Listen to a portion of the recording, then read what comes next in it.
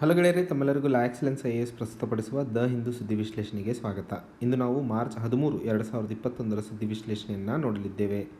ಸುದ್ದಿಗೂ ಮುನ್ನ ಒಂದು ವಿಶೇಷ ಸೂಚನೆ. ಲಾ ಎಕ್ಸಲೆನ್ಸ್ IAS UPSC 2022ಗೆ ಪ್ರಿಲಿಮ್ಸ್ ಹಾಗೂ ಮೇನ್ಸ್ ಬ್ಯಾಚನ್ನು ಶುರು ಮಾಡ್ತಾ ಇದ್ದು, ಈ ಒಂದು ಮಾಹಿತಿ ಮುಂದಿನ ವರ್ಷ ಬರೆಯುವಂತಹ ಅಥವಾ ಮುಂದಿನ ವರ್ಷಕ್ಕೆ ಪ್ರಿಪರೇಷನ್ ಮಾಡುವಂತಹ ವಿದ್ಯಾರ್ಥಿಗಳಿಗೋಸ್ಕರ ಈ ಒಂದು ಬ್ಯಾಚನ್ನು ಲಾಂಚ್ ಮಾಡ್ತಾ ಇರುವಂಥದ್ದು. ಪ್ರಿಲಿಮ್ಸ್ ಕಮ್ಸ್ ಮೇನ್ಸ್ ಬ್ಯಾಚ್ನಲ್ಲಿ ಒಟ್ಟು ವಿದ್ಯಾರ್ಥಿಗಳಿಗೆ NCERT ಫೌಂಡೇಶನ್ ಕೋರ್ಸನ್ನು ಆನ್ಲೈನ್ ವೀಡಿಯೋಸ್ಗಳನ್ನು ಕೊಡಲಾಗುವುದು. ಈ ಆನ್ಲೈನ್ ವೀಡಿಯೋಸ್ ಕೊಡುವಂತಹ ಮುಖ್ಯ ಉದ್ದೇಶ, ವಿದ್ಯಾರ್ಥಿಗಳು ಕ್ಲಾಸಿಗೆ ಅಂದರೆ ಆಫ್ಲೈನ್ ಕ್ಲಾಸಿಗೆ ಬರೋದಕ್ಕಿಂತ ಮುನ್ನ ಒಂದಿಷ್ಟು ಮಾಹಿತಿಯನ್ನು ಪಡ್ಕೊಂಡಿದ್ದಲ್ಲಿ ಅವರು ಕ್ಲಾಸಿನಲ್ಲಿ ಹೇಳುವಂತಹ ಸಿಲೆಬಸ್ಸಿಗೆ ಸಂಬಂಧಿಸಿದಂತಹ ವಿಷಯವನ್ನು ಅಡ್ವಾನ್ಸ್ಡ್ ಸ್ಟೇಜಲ್ಲಿ ಅರ್ಥ ಮಾಡಿಸ್ಕೊಳ್ಳಲು ಉಪಕಾರಿಯಾಗುತ್ತದೆ. ಹಾಗೆ ಯಾವುದೇ ಎಕ್ಸಾಮಿನೇಷನ್ಗೆ ಆಗಲಿ ರಿವಿಷನ್ ಅನ್ನುವಂಥದ್ದು ಬಹುಮುಖ್ಯವಾದಂತಹ ಒಂದು ಫೇಸ್. ಆದರೆ ಬಹಳಷ್ಟು ವಿದ್ಯಾರ್ಥಿಗಳು ಈ ಒಂದು ಪ್ರಿಪರೇಷನ್ನಲ್ಲಿ ರಿವಿಷನನ್ನು ಮರೆತು ಬಿಡ್ತಾರೆ.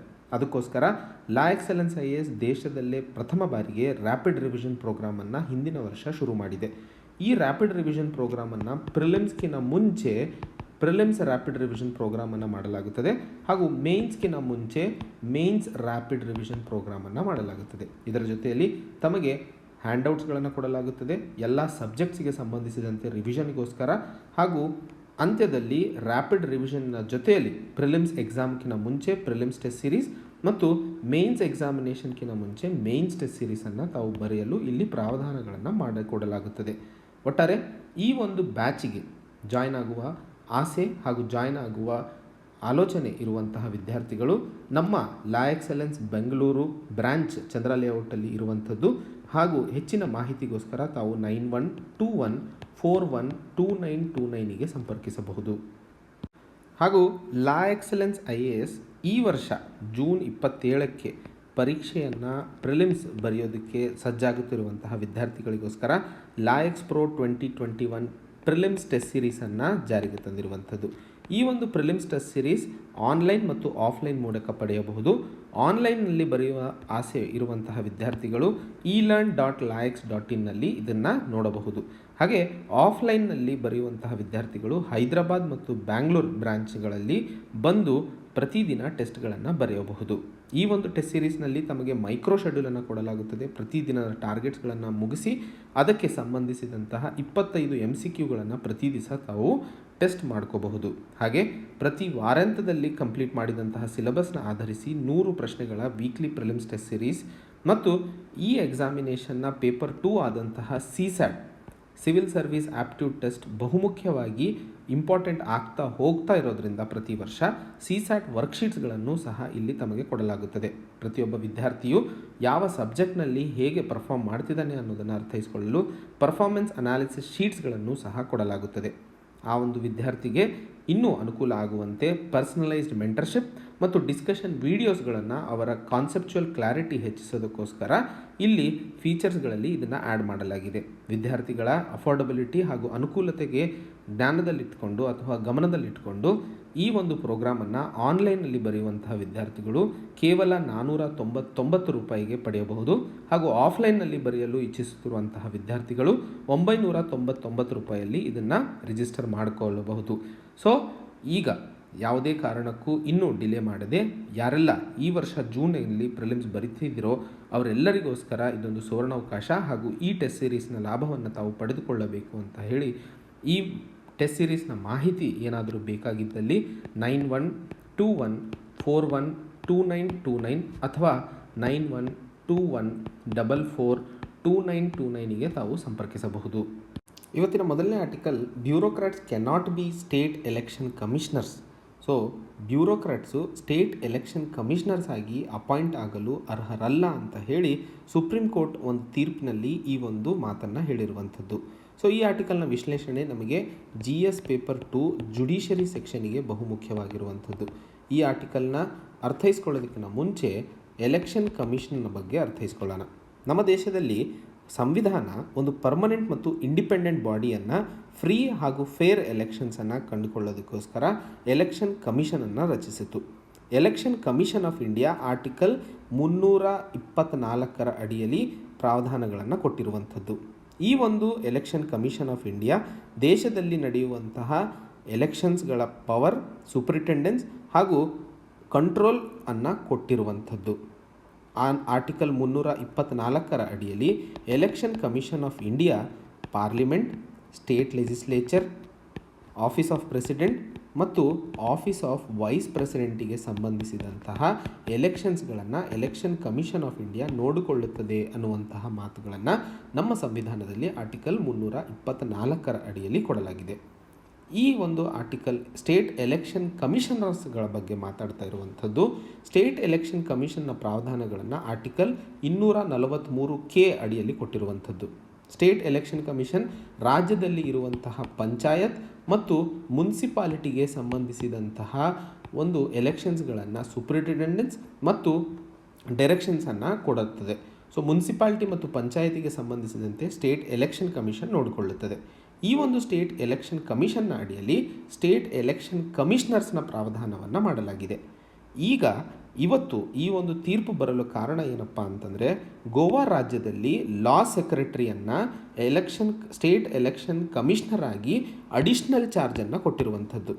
ಆ ಒಂದು ಅಡಿಷ್ನಲ್ ಚಾರ್ಜ್ನ ವಿರುದ್ಧವಾಗಿ ಒಂದು ಪೆಟಿಷನ್ ಹಾಕಿದ ಸಂದರ್ಭದಲ್ಲಿ ಇವತ್ತು ಸುಪ್ರೀಂ ಕೋರ್ಟು ಎಲೆಕ್ಷನ್ ಕಮಿಷನ್ ಅನ್ನುವಂಥದ್ದು ಒಂದು ಇಂಡಿಪೆಂಡೆಂಟ್ ಬಾಡಿ, ಇದರ ವಿರುದ್ಧ ಅಥವಾ ಇದರಲ್ಲಿ ಒಬ್ಬ ಬ್ಯೂರೋಕ್ರಟ್ನ ಅಪಾಯಿಂಟ್ ಮಾಡುವಂಥದ್ದು ಈ ಒಂದು ಎಲೆಕ್ಷನ್ ಕಮಿಷನನ್ನು ಕಾರ್ಯವೈಖರಿಯಲ್ಲಿ ಹಸ್ತಕ್ಷೇಪ ಮಾಡುವಂಥದ್ದು, ಇದು ಎಷ್ಟರ ಮಟ್ಟಿಗೆ ಸರಿ ಅನ್ನುವಂತಹ ಪ್ರಶ್ನೆಯನ್ನು ಇಲ್ಲಿ ಹೇಳ್ತಾ ಇದೆ.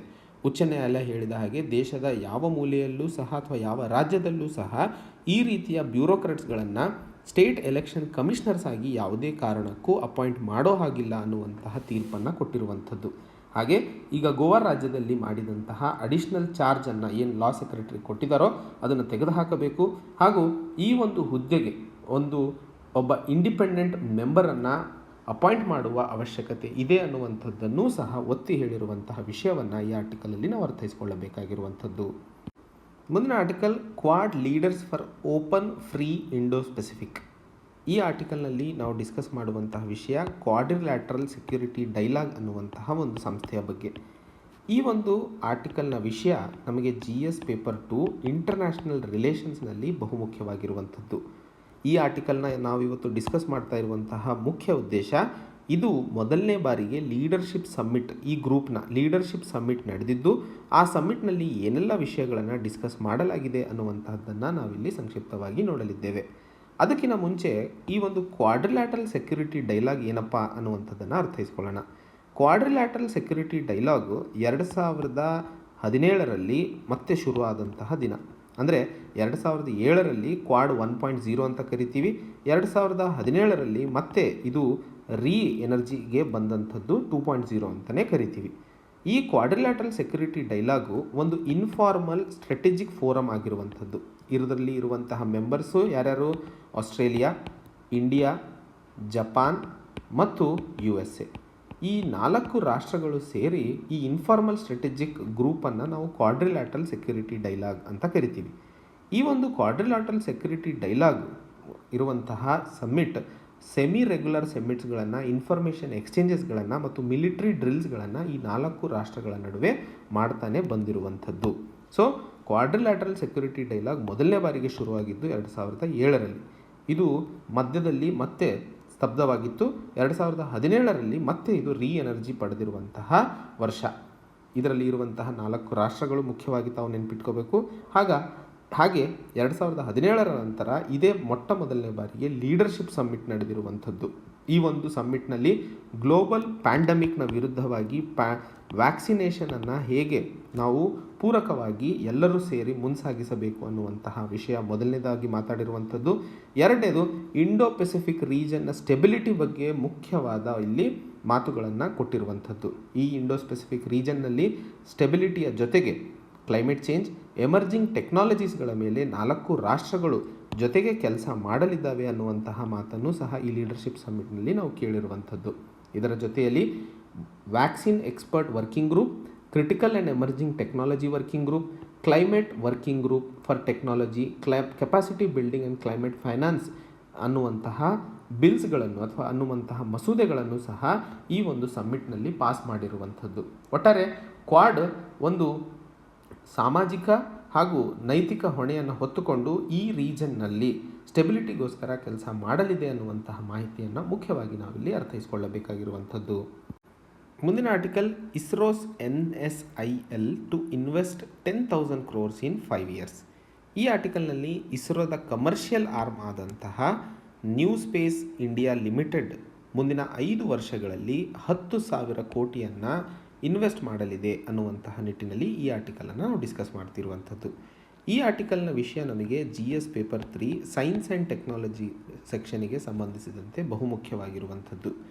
ಈ ಆರ್ಟಿಕಲ್ನ ಅರ್ಥೈಸ್ಕೊಳ್ಳೋದಕ್ಕಿಂತ ಮುನ್ನ ನ್ಯೂ ಸ್ಪೇಸ್ ಇಂಡಿಯಾ ಲಿಮಿಟೆಡ್ನ ಬಗ್ಗೆ ಒಂದಿಷ್ಟು ಮಾಹಿತಿಯನ್ನು ನೋಡೋಣ.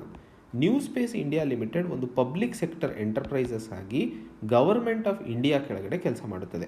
ಇದು ಇಸ್ರೋದ ಕಮರ್ಷಿಯಲ್ ಆರ್ಮ್ ಆಗಿ ಮುಂಸಾಗಿಸಲಿದೆ. ಇದು ರಚನೆಯಾಗಿದ್ದು 6 ಮಾರ್ಚ್ 2019ರಲ್ಲಿ. ಈ ಒಂದು ಸಂಸ್ಥೆ ಡಿಪಾರ್ಟ್ಮೆಂಟ್ ಆಫ್ ಸ್ಪೇಸ್ನ ಅಡ್ಮಿನಿಸ್ಟ್ರೇಟಿವ್ ಕೆಳಗಡೆ ಅಥವಾ ಅಡ್ಮಿನಿಸ್ಟ್ರೇಟಿವ್ ಕಂಟ್ರೋಲನ್ನು ಈ ಒಂದು ಡಿಪಾರ್ಟ್ಮೆಂಟ್ ಕೆಳಗಡೆ ಕೊಟ್ಟಿರುವಂಥದ್ದು. ಇಲ್ಲಿ ನ್ಯೂ ಸ್ಪೇಸ್ ಇಂಡಿಯಾ ಲಿಮಿಟೆಡ್ 2019ರಲ್ಲಿ ರಚನೆ ಆದ ನಂತರ ಮುಂದಿನ 5 ವರ್ಷಗಳಲ್ಲಿ 10,000 ಕೋಟಿಯ ಟಾರ್ಗೆಟನ್ನು ಇಟ್ಟಿದೆ ಅಂತ ಹೇಳಿ ಆ ಒಂದು ಸಂಸ್ಥೆಯ MD ಆದಂತಹ ರಾಧಾಕೃಷ್ಣನ್ ಅವರು ಹೇಳಿರುವಂಥದ್ದು. ಹಾಗೆ ಈ ಸಮಯದಲ್ಲಿ 300 ಹೊಸ ಎಂಪ್ಲಾಯೀಸ್ಗಳನ್ನು ಸಹ ಹೈರ್ ಮಾಡಲಾಗುತ್ತದೆ.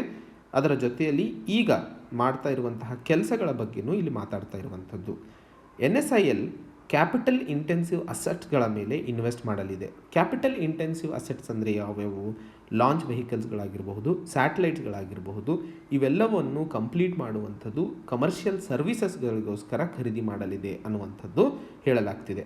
ಇದರ ಜೊತೆಯಲ್ಲಿ ಈಗ ಸದ್ಯಕ್ಕೆ ಈ ಒಂದು ಸಂಸ್ಥೆ NSIL ಕಮ್ಯುನಿಕೇಷನ್ ಸ್ಯಾಟಲೈಟ್ಸು ಮತ್ತು ಬ್ರಾಡ್ಬ್ಯಾಂಡ್ ಮತ್ತು DTHಗೆ ಸಂಬಂಧಿಸಿದಂತಹ ಒಂದು ಪ್ರಾಜೆಕ್ಟ್ನ ಮೇಲೆ ನೆಗೋಷಿಯೇಷನ್ಸ್ ನಡೀತಾ ಇರುವಂಥದ್ದು. ಇದೇ ಸಂದರ್ಭದಲ್ಲಿ ಮುಖ್ಯವಾಗಿ ಇಲ್ಲಿ ಅರ್ಥೈಸಿಕೊಳ್ಳಬೇಕಾಗಿರುವಂಥದ್ದು ಒಂದು ಅಮೆಜೋನಿಯಾ 1 ಅನ್ನುವಂತಹ ಒಂದು ಸ್ಪೇಸ್ ಮಿಷನ್ನ ಬ್ರೆಜಿಲಿಯನ್ ಸ್ಯಾಟಲೈಟ್ ಇದು. ಅದನ್ನು ಸಕ್ಸಸ್ಫುಲ್ ಆಗಿ ಶ್ರೀಹರಿಕೋಟದಿಂದ ಲಾಂಚ್ ಮಾಡಿರುವಂಥದ್ದು.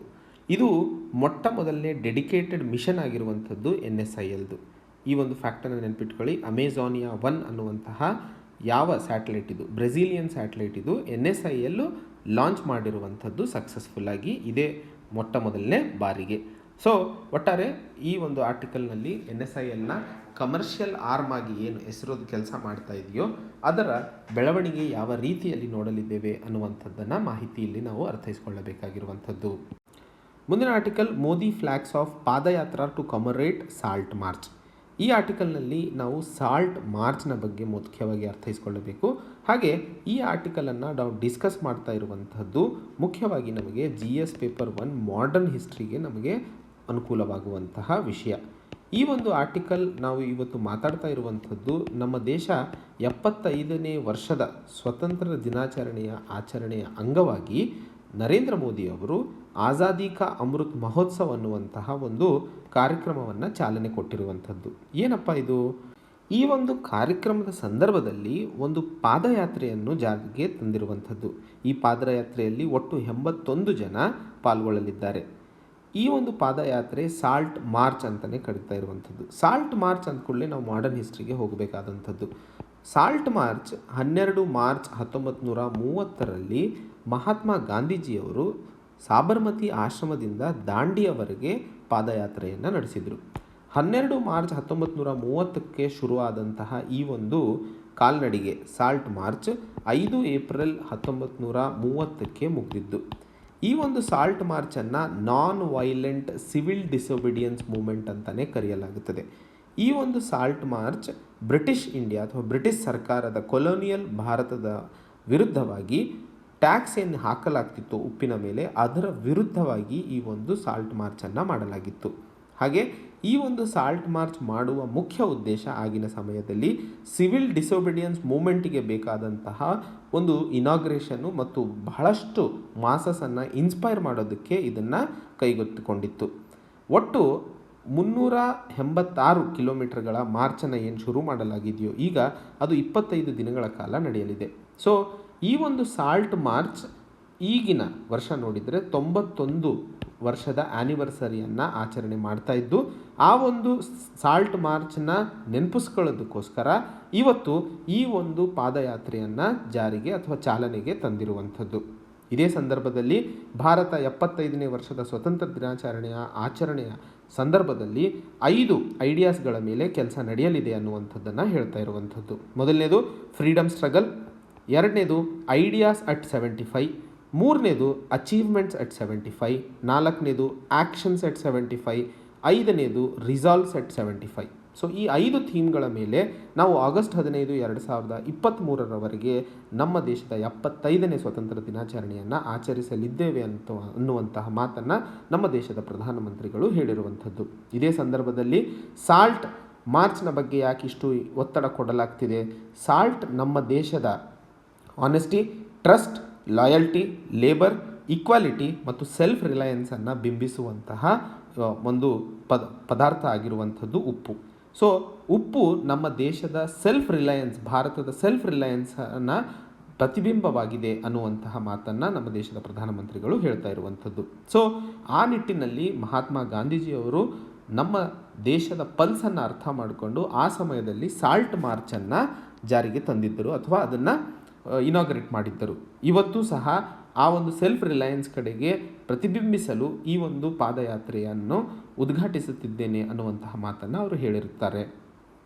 ಮುಂದಿನ article, casting the Asian dice on West Asia board.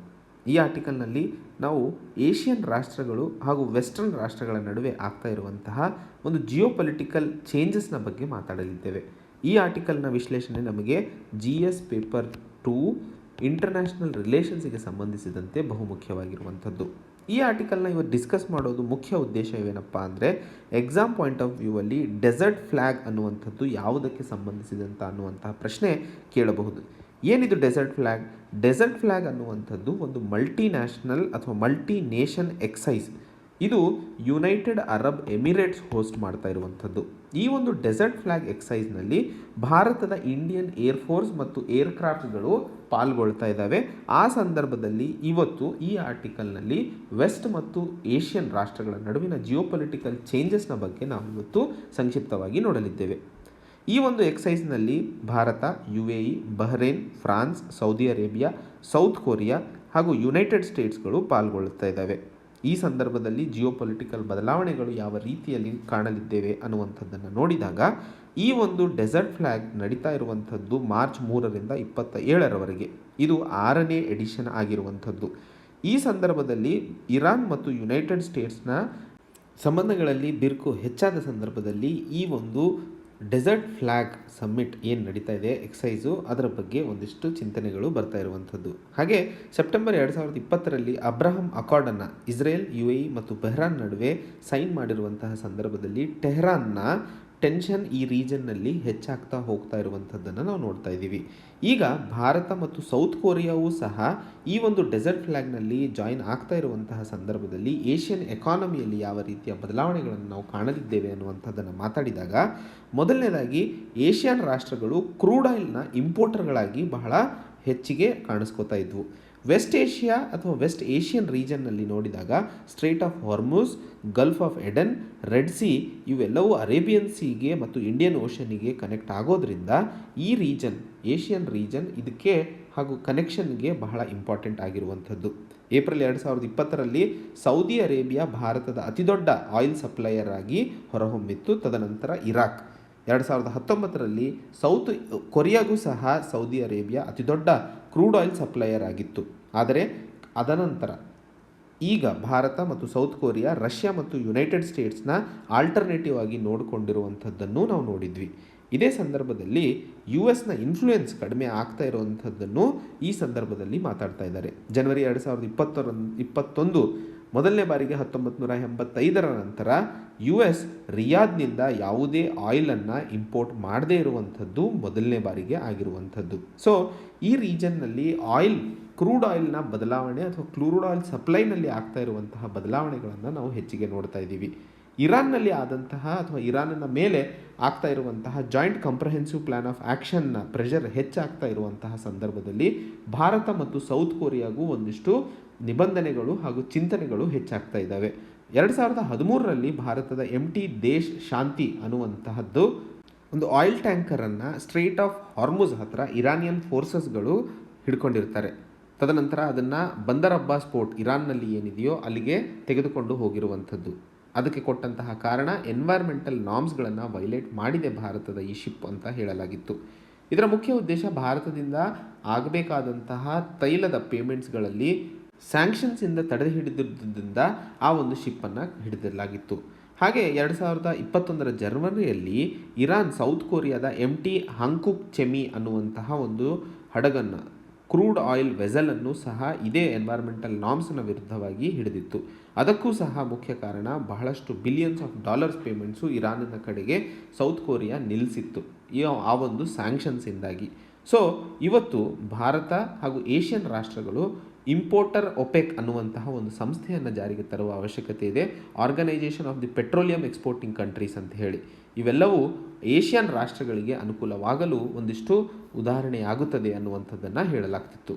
ಒಟ್ಟಾರೆ ಈ ಆರ್ಟಿಕಲ್ನಲ್ಲಿ ಮುಂದಿನ ದಿನಗಳಲ್ಲಿ ಏಷ್ಯಾದ ಸೆಕ್ಯೂರಿಟಿ ಇಂಟ್ರೆಸ್ಟ್ ಮತ್ತು ಫುಟ್ ಪ್ರಿಂಟ್ ಏನಿದೆಯೋ ಅದು ಹೆಚ್ಚಿಗೆ ಆಗಲಿದೆ. ಆ ಸಂದರ್ಭದಲ್ಲಿ ವೆಸ್ಟ್ ಏಷ್ಯಾ ಯಾವ ರೀತಿಯಾಗಿ ಬದಲಾಗುತ್ತದೆ ಅನ್ನುವಂಥದ್ದನ್ನು ಕಾದು ನೋಡಬೇಕಾಗಿರುವಂಥದ್ದು ಮುಖ್ಯವಾಗಿರುವಂತಹ ಒಂದು ವಿಷಯ ಅನ್ನುವಂಥದ್ದನ್ನು ಈ ಆರ್ಟಿಕಲಲ್ಲಿ ಅರ್ಥೈಸಿಕೊಳ್ಳಬೇಕಾಗಿರುವಂಥದ್ದು. ಸೊ ಇದು ಇವತ್ತಿನ ಸುದ್ದಿ ವಿಶ್ಲೇಷಣೆಗಳಿದೆ. ಮತ್ತೆ ಹೊಸ ಸಂಚಿಕೆಯೊಂದಿಗೆ ಭೇಟಿಯಾಗೋಣ. ಅಲ್ಲಿಯವರೆಗೆ ಜೈ ಹಿಂದ್, ಜೈ ಕರ್ನಾಟಕ.